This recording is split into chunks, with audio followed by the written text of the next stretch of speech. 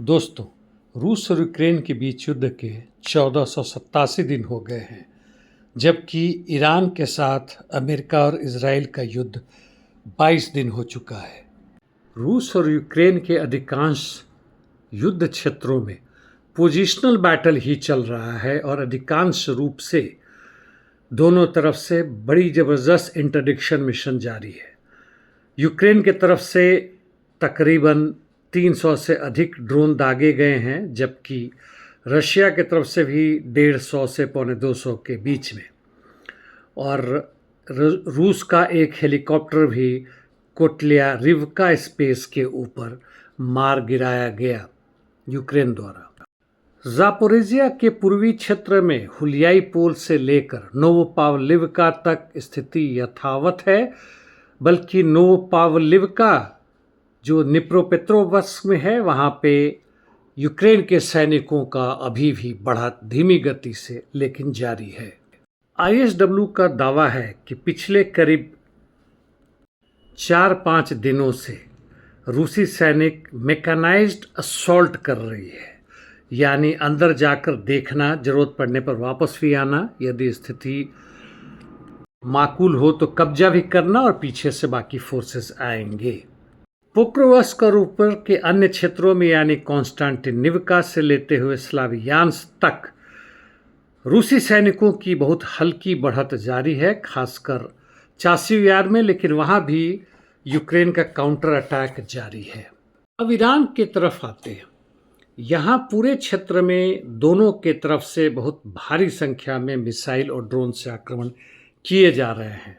Iran ने अमेरिकी base Victoria यानी इराक में वहाँ पर आक्रमण किया है, बगदाद के पास में।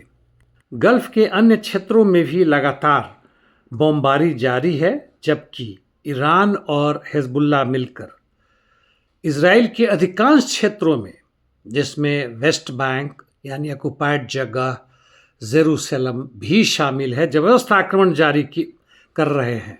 ईरान ने 2 बैलिस्टिक मिसाइल अननोन है वह US-UK के मिलिट्री बेस यानी दिएगो गार्सिया पर आक्रमण किया है, और यह तकरीबन 3800 से 4000 किलोमीटर के दूर पे है। अभी तक खुर्रम शहर 3 तो खैर नहीं, 4 की पहुंच शायद हो, फतेह 1 नहीं 2 की पहुंच हो, और संभव तभी बन पाता है कि जो इनकी ताकत बनती है उसके हिसाब से इन्होंने पे लोड यानी वॉर म्यूनिशंस कम कर दिए तथा 2 स्टेज सॉलिड प्रोपेलेंट को बढ़ाकर 3 स्टेज का बनाया है।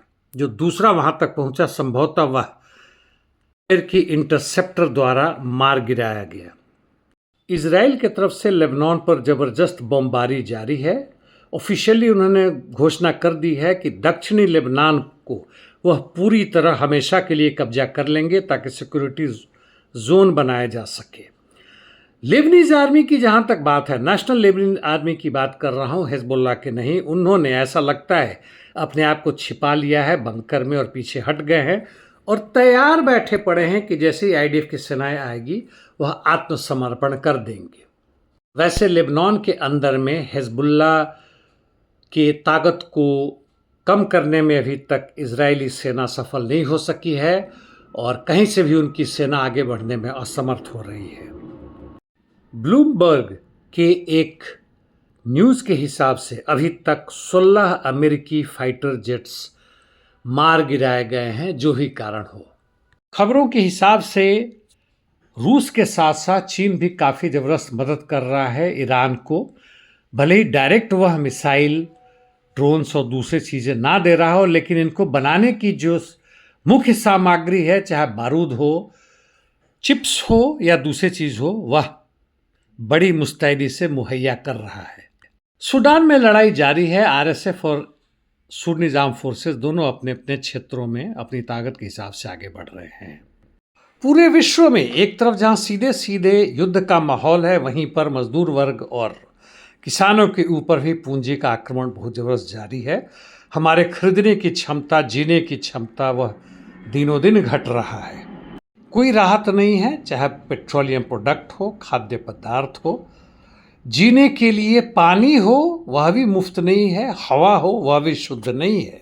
ऊपर से हर जगह यह साफ नज़र आ रहा है कि हमारे बोलने की आज़ादी भी पूरी तरह से छीनी जा रही है और हमारे हर अधिकार का हनन किया जा रहा है, हमें बर्बाद किया जा रहा है, हमें मुख्य धारा से उठाकर हमारा गरीबीकरण कर हमें आवारा मजदूर वर्ग में बदलने की कोशिश लगातार जारी है। चाहे हम भिखमंगा ही क्यों ना बन जाएं, इससे आज के पूंजीपति वर्ग या बुर्जुआ वर्ग या अंतर्राष्ट्रीय इस पे साम्राज्यवाद, नाजीवाद, फासीवाद जो भी कह लें, उन्हें कोई अंतर नहीं पड़ता, बल्कि खुश है। आज के लिए इतना ही दोस्तों, फिर बाद में। धन्यवाद।